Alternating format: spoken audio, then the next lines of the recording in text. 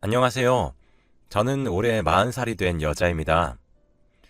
얼마 전 저는 결혼식을 올리고 진정한 신혼생활을 즐기고 있는데요. 지금 나이에 많이 늦은 감이 없진 않아 있지만 시댁 사람들도 너무 좋고 남편도 너무 좋아서 결혼을 정말 잘한 것 같아요. 사실 저는 지금 남편을 만나기 전에 다른 사람과 결혼을 할 뻔했는데 아마 그때 결혼을 했으면 정말 지옥에서 사는 기분이었을 것 같아요. 오늘은 제 과거 이야기를 한번 해볼까 합니다. 그때 저는 20대였어요. 그 당시에 저는 꾸미는 것을 너무 좋아해서 귀도 뚫고 염색도 하고 짧은 치마도 입고 몸에 문신도 하면서 살았습니다. 저희 부모님도 개방적이셔서 제가 이렇게 하고 다니는 것에 대해 뭐라고 안 하셨고 오히려 지금 나이 아니면 늙어서 못하니까 한 살이라도 더 젊을 때 꾸미고 다니라고 하셨죠. 그래서 저는 아무에게 간섭도 받지 않고 자유분방하게 제 모습을 꾸미고 다녔습니다. 귀를 하나 둘씩 뚫고 머리색도 매번 바뀌니까 집안이 보수적인 친구들이 많이 부러워했는데 저는 오히려 어렸을 때에는 모든 집안이 다 저희 집처럼 이런 줄 알았어요. 그런데 커갈수록 친구들은 살을 가리는 옷을 많이 입었고 저는 배꼽도 보이고 짧은 치마도 입으니까 그때부터 차이가 나타나기 시작한 거죠. 아무튼 제가 이렇게 꾸미면서 스트레스도 풀고 기분이 좋아지니까 너무 행복하더라고요. 이러고 다니니까 남자들도 많이 대시를 했죠. 그치만 저에게 관심 있어 하는 남자들은 정말 다들 양아치 같았어요. 하나같이 바람기 있고 여자라면 다 좋아하는 그런 사람들이었거든요. 제가 이렇게 하고 다니니까 저도 자기네들처럼 그렇게 노는 거 좋아하고 인생 마음대로 사는 줄 알았나 봐요. 하지만 저는 교대를 다니고 있는 학생이었습니다. 그래서 공부가 굉장히 저한테 중요했고 교사가 되어서 아이들을 가르치고 싶은 마음도 너무 컸죠. 그러다 보니 그런 남자친구들은 자신들이 생각했던 저와 다르니까 이별을 원했고 저도 그런 남자보단 착실하고 미래가 확실한 사람을 만나고 싶었기에 자주 헤어졌어요. 그렇게 이별과 만남이 반복되다 보니까 남자들을 잘 못 믿게 되더라고요. 처음에는 저밖에 없다면서 저만 바라본다던 남자친구들은 다 제가 공부하는 동안 바람을 피우고 다녔고 제가 공부하는 걸 이해하지 못했어요. 그래서 남자에 대한 관심을 조금씩 접어가고 있을 때쯤 한 사람을 만납니다. 저는 카페에서 아르바이트를 하고 있었는데 그 카페에서 항상 율무차를 먹었던 오빠였어요. 원래 율무차는 어르신들이 많이 먹는데 그렇게 매일 와서 율무차를 먹는 대학생이니까 기억에도 많이 남았고 그 사람이 뭐 하는 사람인지 궁금하더라고요. 그래서 저는 대뜸 그 오빠에게 연락처를 물었고 저희는 그날부터 조금씩 만나기 시작했습니다. 신기하게 그 오빠는 공대 오빠였고 평생 여자는 전혀 만나본 적이 없는 순둥이더군요. 평생 바람기만 있고 여자들을 많이 만나본 남자들을 만나다가 여자를 한 번도 만나본 적이 없는 오빠를 만나니 신기하기도 했고 조금은 재밌었어요. 너무 다정했고 자상해서 제가 많이 좋아했던 것 같아요. 그런데 오빠가 다 좋았는데 딱 하나 싫었던 게 있었습니다.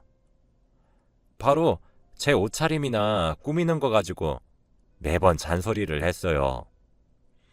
저희 엄마, 아빠도 저한테 뭐라고 하지 않는 걸 남자친구인 오빠가 저한테 매번 치마가 짧다, 머리색이 너무 튄다, 귀는 왜 이렇게 많이 뚫었냐 하면서 이래라 저래라 하곤 했죠. 그래도 저는 처음에는 저를 위해서 하는 말이구나 싶어서 그것도 저에 대한 관심인 줄 알았어요. 하지만 시간이 지날수록 아예 저를 조선시대 여자처럼 만들어버릴 것 같은 오빠를 보니까 화가 나더라고요. 그래서 저는 반항을 하면서 제가 입고 싶은 대로 입고 다녔습니다. 그때 오빠와 정말 많이 싸웠어요. 그런데 제가 고집을 꺾지 않고 계속 그러고 다니니 오빠도 포기한 것 같고, 제가 이러고 다녀도 제가 할 일은 스스로 다 잘하니까 아무 말도 못 하더라고요. 저희는 그렇게 달콤살벌하게 2년을 연애했습니다.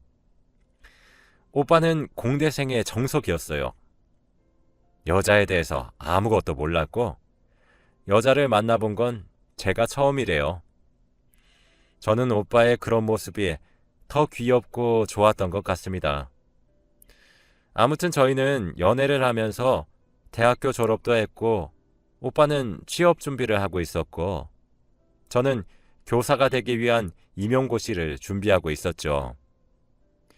임용고시를 위해 한동안 밖에 나가지도 않은 채로 독서실에 박혀서 공부만 했고 오빠도 나름대로 열심히 취직을 위해 열심히 자격증도 따고 그랬어요.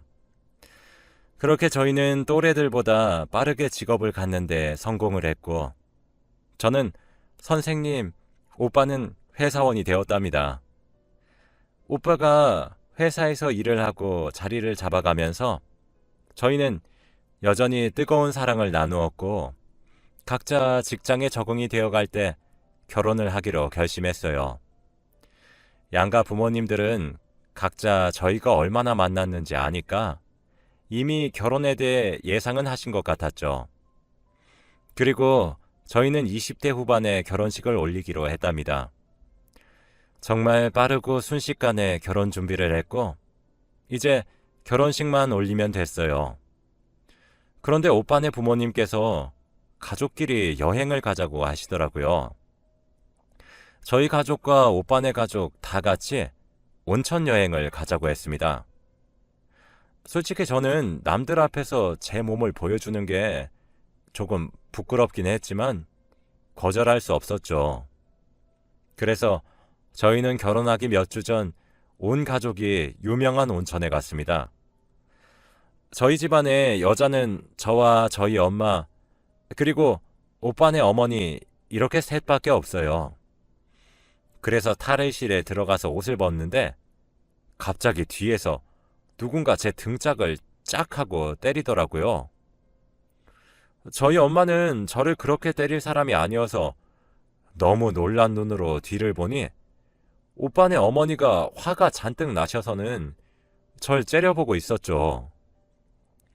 오빠네 어머니께 맞은 등이 너무 아파서 등을 부여잡고 왜 그러세요? 라고 물었어요. 그랬더니 어디서 여자가 몸에 낙서를 하고 다녀? 라고 하시는 겁니다. 제가 어렸을 때 몸에 문신을 한 것을 보고 얘기를 하셨던 겁니다. 너 그렇게 안 봤는데 너 이렇게 몸에 그림 그리면 애 엄마 돼서 다른 아줌마들한테 손가락질 받는다? 그리고 애가 얼마나 엄마를 부끄럽게 여기겠어. 좀 노는 애인 건 알았지만 그래도 부모님이 귀하게 낳아주신 몸에 그림을 그리는 건 좀 아니지 않니? 저는 태어나서 처음으로 제 몸에 있는 문신에 대해 잔소리를 들었어요. 저희 엄마도 오빠네 어머니의 말을 듣고 화가 나셔서는 저 사돈, 저희 딸이 문신하는 건 자기 마음이죠. 엄마인 제가 다 허락했는데 말씀이 너무 지나치시네요. 라고 했더니 참나 사돈, 그래도 이건 아니죠. 사람들이 다 사돈 욕해요. 당장 지우라고 하세요. 라고 하더군요. 너무 억울하고 화가 나서 저도 모르게 옷을 주섬주섬 챙겨 입고 온천을 나왔습니다. 저희 엄마도 옷을 챙겨 입고 저를 뒤따라 나왔고, 저희 가족은 다 같이 차를 타고 집으로 돌아갔어요. 집으로 돌아가는 내내 이해가 되지 않았습니다. 문신을 하면 안 된다는 말은 처음 들어봤거든요. 저희 엄마와 아빠도 사돈은 대체 왜 그러냐면서 이해가 되지 않는 듯 보였죠. 그리고 며칠 뒤 저는 오빠를 만났습니다. 오빠는 집에서 나와 자취를 하고 있었는데 오빠네 집으로 가서 이야기를 나누었어요. 아니, 우리 집안이 원래 보수적이잖아. 나도 너 처음 만났을 때 문신 보고 뭐라 했던 거 기억나지? 우리 엄마가 원래 좀 그래. 그때 갑자기 오빠네 전화로 어머니가 전화가 오시더라고요. 오빠는 받을까 말까 제 눈치를 보면서 고민하고 있었고, 저는 오빠에게 제가 없는 척을 하고 전화를 받으라고 했습니다. 오빠는 알겠다고 한 뒤 전화를 받자마자 수화기 너머로 어머니의 목소리가 엄청 크게 들렸어요. 아들, 어떻게 그런 애를 만날 수 있니? 너 내가 그렇게 가르쳤어? 엄마가 어릴 때부터 강조했잖니. 여자는 자고로 조신해야 한다고. 교사라고 하길래 드렸더니 몸에 낙서 나오고. 혹시 걔 너 만나기 전에 뭘 하고 다녔는지 의심해 봐야 되는 거 아니야? 아니면 교사도 다 거짓말 아니니? 너 잘 알고 결혼해. 걔한테 전해라.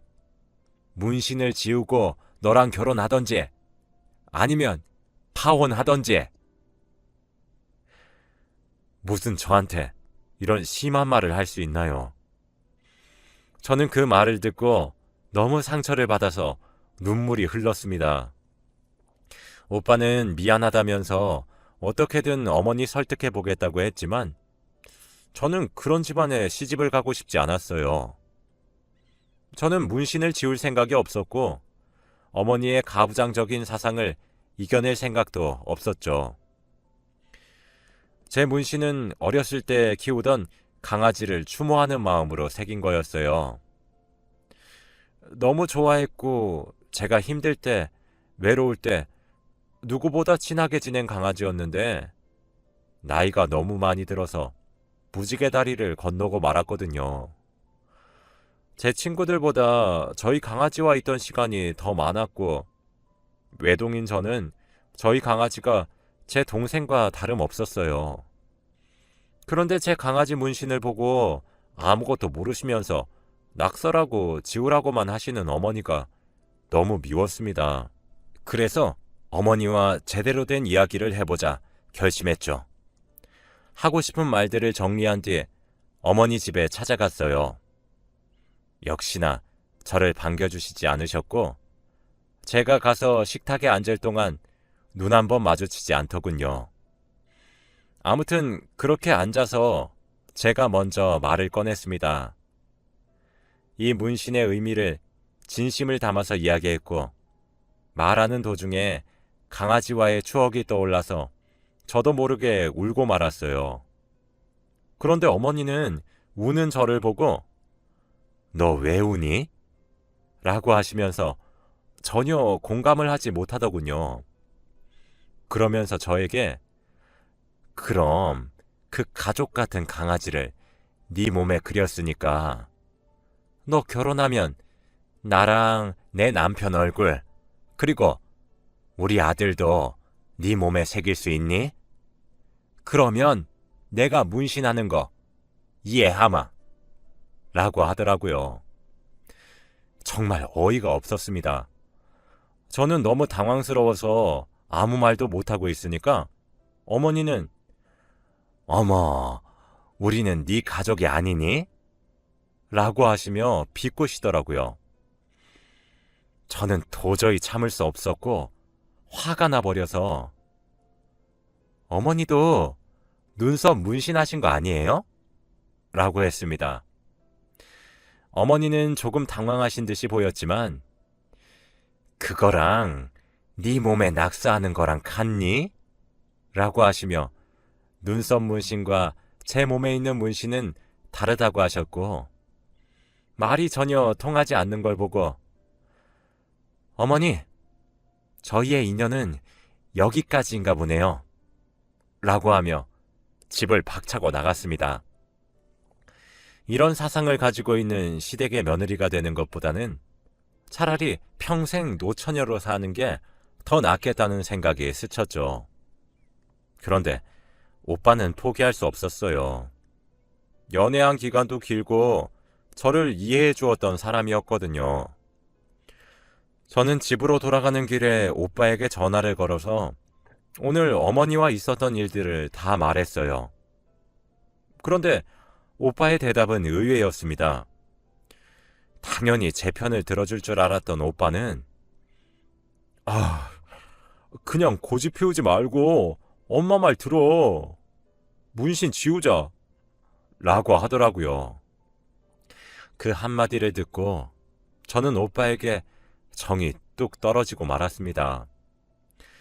저에게 어머니를 설득한다고 말했던 오빠가 그렇게 말하니까 저를 배신한 기분이었고 결혼하면 어머니와 저 사이에 갈등이 생기면 오빠가 중간에서 어떻게 할지 빤히 보이더라고요.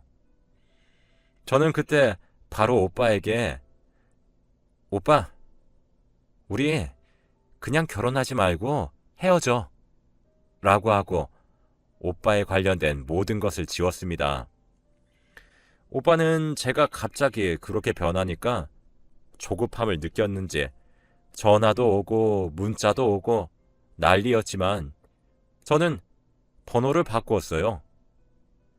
그렇게 저의 새 삶이 시작되었습니다. 저희 부모님도 그런 집안에 시집 안 간 거 잘했다면서 그냥 결혼하지 말라고 했어요. 저도 그 말에 공감했고 평생 결혼 안 하고 혼자 즐길 거 다 즐기면서 살 거라고 다짐했죠. 그리고 며칠 후 하고 싶은 문신이 생기기도 했고 오빠네 집안에서 받았던 스트레스를 풀 겸 오랜만에 문신을 하러 갔습니다. 제가 제일 좋아하는 문구를 영어로 번역해서 몸에 새기고 싶었거든요. 문신을 할 때마다 가는 곳으로 가서 문신을 받았습니다. 문신을 하는데 기본 몇 시간이 걸려서 타투이스트랑 같이 수다를 떠는데 그분은 남자였어요. 제가 지금까지 문신 때문에 겪었던 오빠네 부모님과의 갈등을 이야기하면서 속 시원하게 이야기를 하고 있었죠. 문신을 새기는 것을 직업으로 하고 계시는 분이라 그런지 제 편에 서서 열심히 말을 들어주시고 공감을 해주시더라고요. 정말 너무 위로가 되었습니다. 그래서 저희는 그날 시간이 어떻게 흘러간지 잘 모르겠어요. 금방 몇 시간이 지났고 결과물도 너무 마음에 들었습니다. 저는 계산을 하기 위해 카운터로 갔는데 그분께서 명함을 주시며 혹시 더 화풀이 하실 거 있으면 연락 주세요. 라고 하더라고요. 저는 그 명함을 받고 집으로 오는데 왠지 모르게 대화가 잘 통했었던 그 사람과 다시 이야기를 하고 싶다는 생각이 들더라고요. 그래서 저도 모르게 새벽에 연락을 먼저 했던 것 같아요. 역시나 저희의 대화는 그만둘 생각이 없었고 전화까지 하면서 이야기를 하니 해가 뜨더라고요. 정말 태어나서 이렇게 말이 잘 통하는 사람은 처음 만나봤어요. 수다를 떨면서 밤을 샌 게 정말 오랜만이었습니다. 그렇게 저와 그분은 자주 만났는데 만나서도 말이 역시나 잘 통했고 같이 있으면 시간이 금방 흘렀죠. 저희는 별로 데이트를 하지도 않았는데 카페에 앉아서 음료를 하나 시키고 이야기만 해도 벌써 밤이 되었고 각자 집으로 가야 할 시간이 되었죠. 그렇게 한 몇 달을 반복하니까 이런 사람 어디에서도 못 만날 것 같은 거예요. 저와 가치관도 비슷하고 생각하는 게 어쩜 그렇게 똑같은지.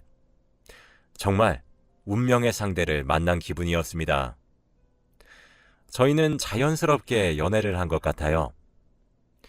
연애를 오랜 기간 하진 않았는데 서로에 대한 믿음이 있고 확신이 있으니까 결혼도 자연스럽게 흘러갔죠.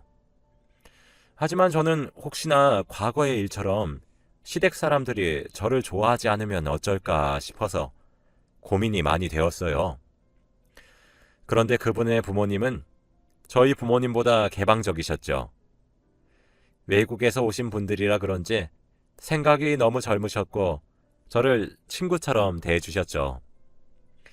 제가 몸에 문신을 하고 염색을 하고 짧은 옷을 입고 다녀도 마냥 예쁘다고 해주셨고 그걸로도 모자라 저에게 머리색을 추천해 주시기도 하고 그랬죠.